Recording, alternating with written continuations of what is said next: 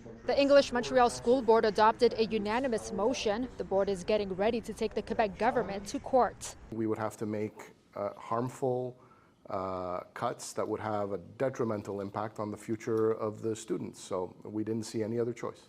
The EMSB could be facing more than $20 million in financial losses, including a nearly $11 million budget cuts and a $10 million penalty if the board fails to meet strict staffing caps imposed by the province. Board Chair Joe Ortona, who is also head of the Quebec English School Boards Association, says the province is imposing unrealistic conditions that are impossible to meet. He says the cuts will affect students.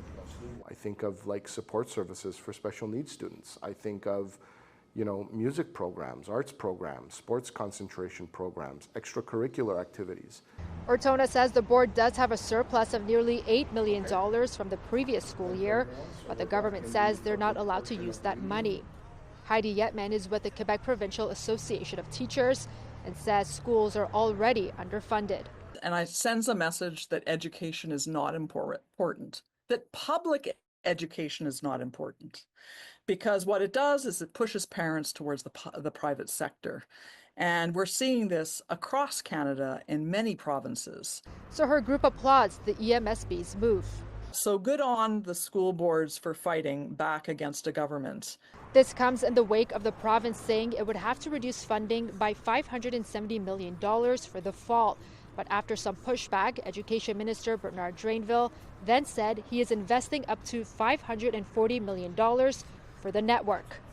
We contacted several other school boards. The Lesser B. Pearson told us it's analyzing the potential impacts of budget cuts and will do everything possible to not affect services to students.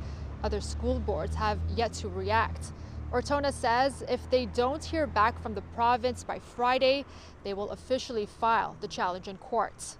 We reached out to the Education Ministry for comment, but have not heard back in time for broadcast. Sweeta Rassi, CTV News.